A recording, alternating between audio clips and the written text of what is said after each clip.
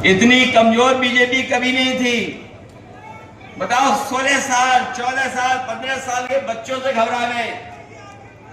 उन्होंने सबक सिखा दिया इन्हें। वो नीट की परीक्षा को लेकर के तो आए थे।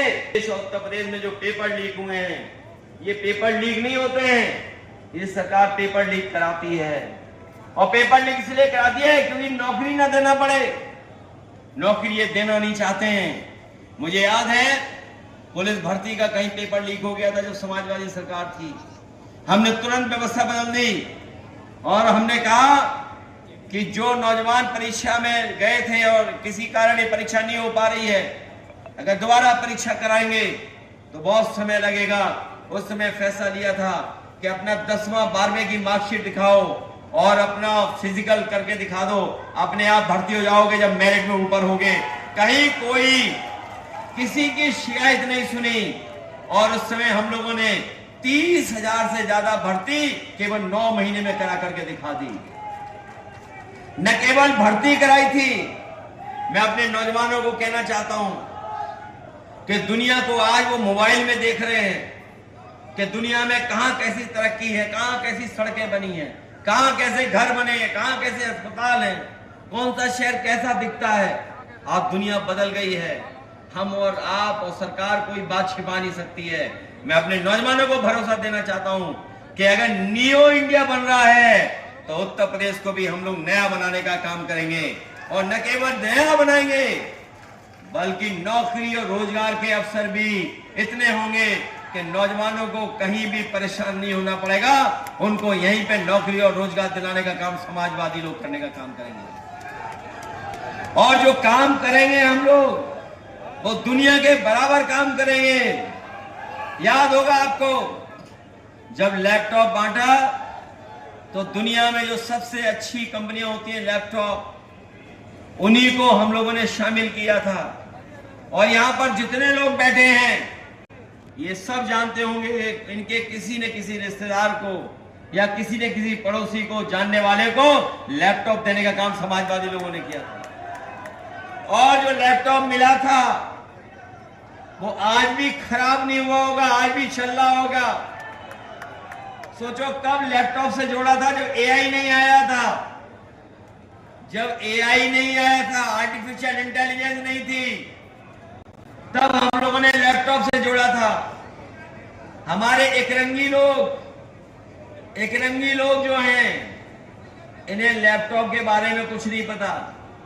जेएनजी के बारे में भी सोचने में बड़ा समय लगा कि ये जेएनजी क्या होता है। सुना है उन्हें बहुत समझाया गया तब वो समझ पाए कि जेएनजी है यहाँ पर। जब तक वो जेएनजी को समझ पाते तब तक जनरेशन अल्फा ने आंदोलन कर दिया फतेहपुर में, कहा कि हमें पंखे चाहिए और हमें पीने का पानी चाहिए। उनका आंदोलन इतना सफल रहा कि प्रबंधक को तुरंत स्वीकार करना पड़ गया। उन्हें पंखा भी मिल गया और पानी भी मिल गया। लेकिन सोचिए सरकार के लोग कितने वो हैं कि जिसने आंदोलन किया उसके घर पुलिस भेज दी थी। तो ये हमारे जो मुख्यमंत्री जी हैं ना जेएनजी समझ पा रहे हैं, ना जनरेशन अल्फा समझ पा रहे हैं। लैपटॉप तो बहुत दूर है, एआई तो बहुत दूर है। हम अपनी नई पीढ़ी को कहना चाहते हैं कि आधुनिक और नए विकास के लिए और दुनिया के साथ चलने के लिए समाजवादियों ने काम पहले भी किए थे। इस बार आप लोग मौका दोगे तो उससे अच्छे काम करने का काम समाजवादी लोग करेंगे। पिछली बार तो बस चूक गए हम लोग। पिछली बार भी बहुत साथी चुनाव लड़े थे यहाँ पर। पिछली बार भी कई साथी हमारे चुनाव लड़े थे, बस चूक गए हम लोग चूक गए बस। लेकिन इस बार कोई गलती करने वाले नहीं है हम लोग। इस बार हम आपको भरोसा दिलाते हैं कि आपको स्थान और सम्मान देने का काम समाजवादी लोग करेंगे।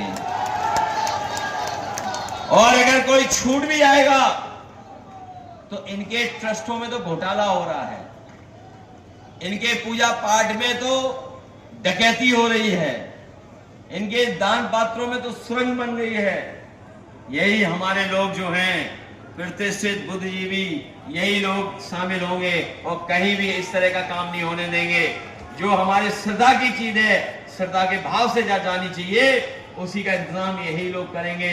ऐसी व्यवस्था बनाने का काम करेंगे जिससे हमारी बहुत पुरानी परंपराएं भी चल सके और आधुनिक समय पर भी हम लोग आधुनिक तरीके से चल सकें और किसी के साथ भेदभाव नहीं हो सके। जिस समय हम सबको बराबर लेकर के चलेंगे संग, उसी दिन हमारा सनातन धर्म मजबूत हो जाएगा। हमारा सनातन